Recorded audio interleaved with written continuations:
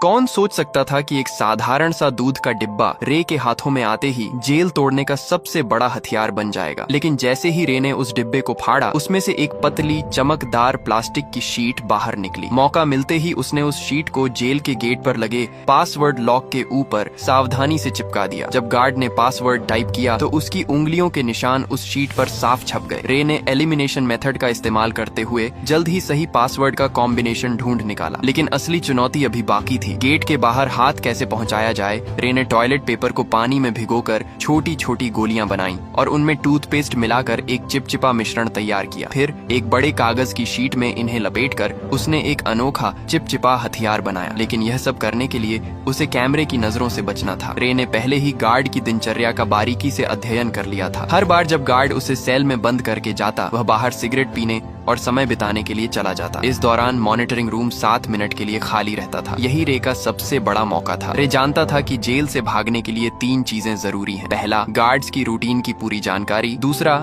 Jail के ढांचे का सटीक अंदाजा। और तीसरा, बाहर किसी भरोसेमंद साथी का होना। रे ने पहले 2 चीजों पर पकड़ बना ली थी। उसने जेल के पास एक कमजोर जगह भी ढूंढ निकाली थी, एक फायर स्टेशन जो जेल की दीवार से सटा हुआ था। रे के पास ब्लैक सेल की लोकेशन का भी पता था। सब कुछ दिमाग में सेट करने के बाद उसने अपने प्लान को अमल में लाना शुरू किया। उसने जानबूझकर एक कैदी पर हमला कर उसे घायल कर दिया। जैसा उसने सोचा था वैसा ही हुआ। गार्ड्स ने उसे सजा के तौर पर ब्लैक सेल में डाल दिया। जब गार्ड खाना देने आया, रे ने चुपके से कागज की गोली छोटी खिड़की के ताले में डाल दी, जिससे वह आसानी से खुल गई। पासवर्ड सिर्फ 4 अंकों का था, जिसे रे ने चुटकियों में क्रैक कर लिया। ब्लैक सेल से निकलते ही उसने मॉनिटरिंग सिस्टम को हैक कर 1 मिनट पुराना फुटेज चला दिया ताकि गार्ड्स को कुछ पता न चले। इसके बाद उसने फायर स्टेशन से जुड़ी वेंटिलेशन पाइपलाइन को खोज निकाला। जब गार्ड सिगरेट पीने में व्यस्त थे, रे उस पाइप के रास्ते रेंगता हुआ बाहर निकल गया। बाहर उसकी साथी पहले से ही तैयार थी। उसने एक छोटी कार में विस्फोट कर दिया, जिससे फायर अलार्म बज उठा। गार्ड्स ने सीसीटीवी फुटेज चेक की,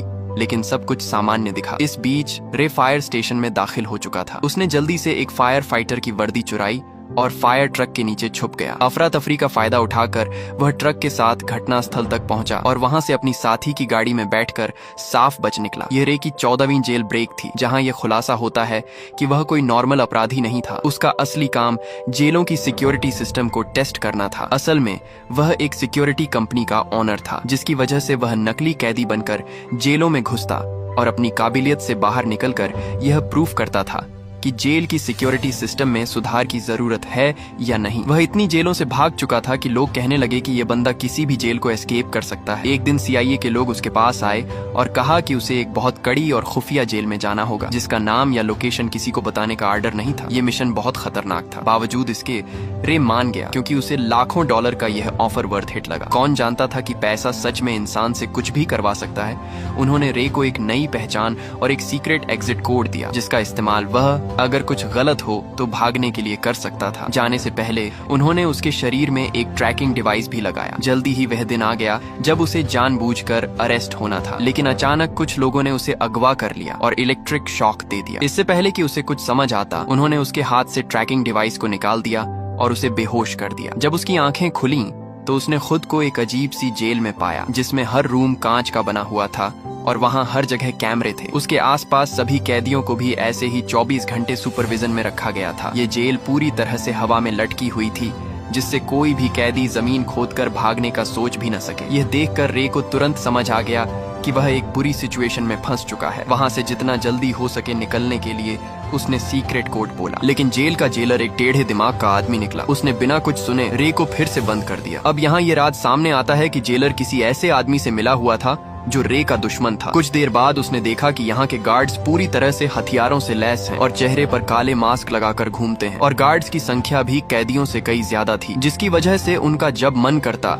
वे किसी को भी मारने या पीटने लग जाते। वहीं कैदियों को टॉर्चर करने के लिए एक भयानक कमरा बनाया गया था, जहां अंदर जाते ही तेज रोशनी से आंखें चकाचौंध हो जाती थीं। इसके अलावा वहां का तापमान भी बहुत ज्यादा था। लेकिन इसके बावजूद दर्द को सहते हुए रे जैसे तैसे पूरे कमरे की जांच पड़ताल करने लगा। तभी मुआयना करते हुए उसकी नजर फर्श पर स्टील प्लेट से जुड़ी कील पर पड़ी। उसी मोमेंट उसके दिमाग में एक आइडिया आया। बाहर निकलने के बाद उसने प्लान बनाना शुरू कर दिया। अब जेल से बाहर निकलने के लिए उसे किसी की सख्त जरूरत थी। जैसे ही उसने अपनी पहचान बनानी शुरू की, तभी टाइसन नाम का एक आदमी उससे दोस्ती करने आ गया। उसकी आंखों में अलग ही चमक थी। उसने सीधे पूछा, क्या चाहिए तुझे? रे ने भी कुछ नहीं छुपाया और सीधा कहा, मुझे एक चमकदार आयरन शीट चाहिए जो रोशनी को रिफ्लेक्ट करे, और अगर तुम मुझे यह लाकर देते हो तो हमारी दोस्ती पक्की समझो। इस पर टाइसन भी राजी हो गया। इसके बाद वह सीधा जेलर के पास पहुंच गया और उसे उल्टा सीधा कहने लगा, जिससे टेढ़े दिमाग का जेलर गुस्से में आकर उसे वाटर टॉर्चर देने लगा। हालांकि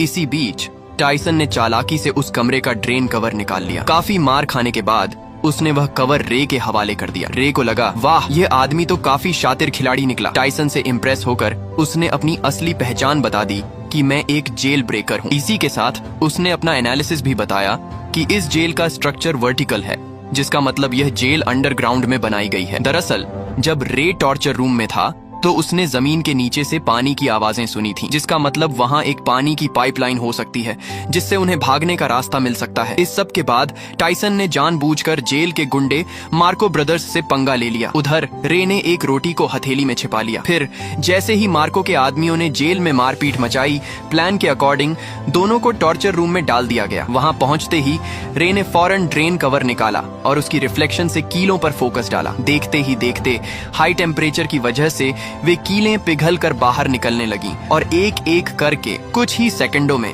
उसने सभी को निकाल लिया। फिर उसने रोटी का टुकड़ा मुंह में डालकर टाइसन को इशारा किया ताकि वह गार्ड का ध्यान अपनी तरफ खींचे। इसके बाद टाइसन ने अपना काम शुरू कर दिया, जिससे जेलर का ध्यान उसकी तरफ चला गया। वहीं रे ने तुरंत गीली रोटी को सीसीटीवी कैमरे पर चिपका दिया ताकि अंदर की फुटेज न दिखे। फिर वह फ्लोर से नीचे उतर गया और पाइपलाइन में चढ़ते हुए आगे बढ़ने लगा, लेकिन बदकिस्मती से रास्ते में गलती से एक तार टूट गया, जिससे पानी बाहर आने लगा। आखिरकार जब वह ऊपर पहुंचा तो उसके पैरों तले जमीन खिसक गई, क्योंकि यह जेल जमीन के नीचे नहीं बल्कि समुद्र के बीचों बीच पानी की एक विशालकाय शिप में थी, जहां से भाग पाना नामुमकिन था। इस बीच पानी लीक होकर जेल के अंदर भरने लगा, जिसकी वजह से टॉर्चर रूम के कैदियों को रिहा कर दिया गया। खुशकिस्मती से रे गार्ड्स की नजरों से छिपकर समय पर वापस आकर बच गया। हालांकि दूसरी ओर एक नई मुसीबत उसका इंतजार कर रही थी। दरअसल जेलर को फर्श पर छोड़ी गई कीलें मिल गईं, जिससे वह समझ गया कि रे ने जेल तोड़ने की कोशिश की है। उसके बाद उसने फौरन एक आदमी को कॉल लगाया, जहां यह राज खुला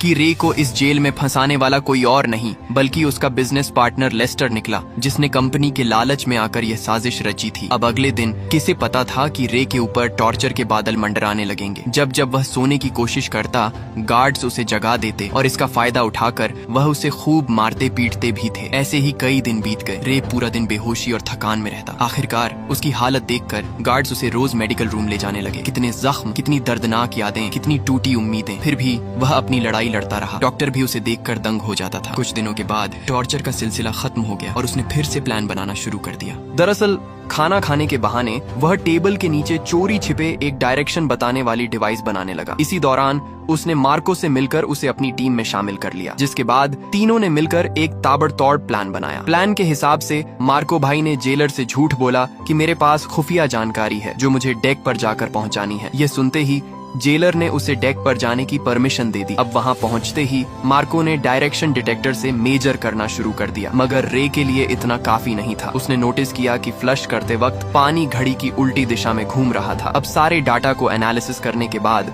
उसने कंक्लूड किया कि वह अभी नॉर्दर्न हेमिस्फेयर में है। फिर एक नए आए कैदी से पूछने पर पता चला कि अभी नवंबर का महीना चल रहा है। इसके बाद रे ने अपने बॉडी टेम्परेचर को ध्यान में रखकर अनुमान लगाया कि वहां का तापमान जरूर मोरक्को तट के आसपास का होगा। इतनी मशक्कत के बाद आखिरकार अंत में जाकर उन्होंने क्लियर लोकेशन का पता लगा ही लिया। हालांकि लोकेशन पता होने के बावजूद वे वहां से निकलते भी तो कैसे? तभी टाइसन ने कहा कि अगर हम किसी तरह से बाहर मौजूद मेरे आदमियों तक मैसेज भेज सकें तो हमें यहाँ से निकलने से किसी का बाप भी नहीं रोक सकता। उसकी बातें सुनकर रे को लगा कि इस जेल का डॉक्टर शायद उसकी मदद कर सकता है। उसके बाद उन्होंने एक प्लान बनाया, जिसके अकॉर्डिंग टाइसन ने जानबूझकर रे पर हमला कर दिया, जिससे वह डॉक्टर के पास जा सके। ऐसे ही कई दिनों तक रे बीमार होने का नाटक करके रोजाना डॉक्टर के पास जाने लगा। डॉक्टर को भी रे का दर्द बर्दाश्त नहीं हुआ और वह उसकी मदद करने के लिए राजी हो गया। अब यहाँ यह खुलासा होता है कि दरअसल डॉक्टर भी यहाँ उम्र कैद की सजा काट रहा था, इसलिए उसने रे को उसके परिवार से मिलाने का वादा किया। जिसके बाद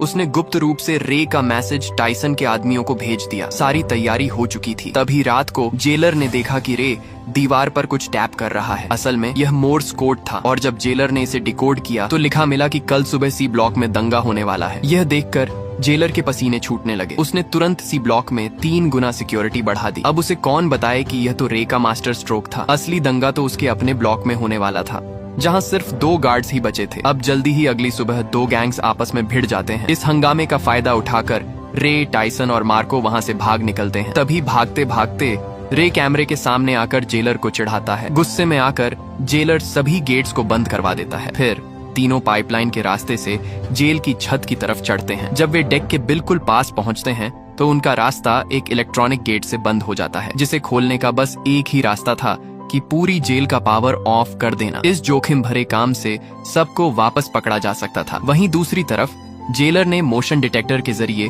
उनकी लोकेशन ट्रेस कर ली और फिर सारे गार्ड्स उनके पीछे लग गए। तभी भागने के दौरान मार्को को गोली लग जाती है। वह समझ जाता है कि उसका जिंदा बचना अब मुश्किल है, इसलिए वह अपने साथियों को भागने को कहता है और अकेले गार्ड्स को रोकता है। जैसे तैसे रे नीचे पावर रूम तक पहुंचकर पूरे शिप का पावर ऑफ कर देता है और ऊपर गेट खुलते ही टाइसन तुरंत डेक तक पहुंच जाता है। खुशकिस्मती से वहां हेलीकॉप्टर भी पहुंच चुकी थी, लेकिन टाइसन के मजबूत इरादों की वजह से वह रे को अकेला छोड़कर जाता भी तो कैसे। उसने मशीन गन उठाई और सामने आने वाले गार्ड्स पर गोलियां चलानी शुरू कर दी। वहीं दूसरी तरफ रे छुपकर पानी के एक टैंक में घुस गया, जहां उसे ढूंढ पाना मुश्किल था। यह देखकर जेलर ने तुरंत आदेश दिया कि शिप को दोबारा रिस्टार्ट करो, जिससे जिस पानी के टैंक में रे छुपा था वह अपने आप फ्लश होने लगा, जिससे रे फौरन समुद्र में जा गिरा। रे का दिमाग देखकर जेलर के तो होश ही उड़ गए। वहीं इधर टाइसन ने एक बंदूक उसकी तरफ फेंकी। रे ने तुरंत कैच किया और कुछ गोलियां फायर कर दी,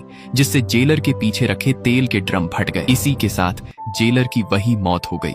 अब सब कुछ शांत हो गया और वे दोनों अफ्रीकन तट पर पहुंच गए। अचानक सामने से एक गाड़ी आई, जिसमें से एक लड़की उतरी। वह लड़की और कोई नहीं बल्कि जेसिका निकली, जिसने रे को यह मिशन का ऑफर दिया था। तब रे को पूरी बात समझ आई। ये सारा प्लान टाइसन की बेटी का था।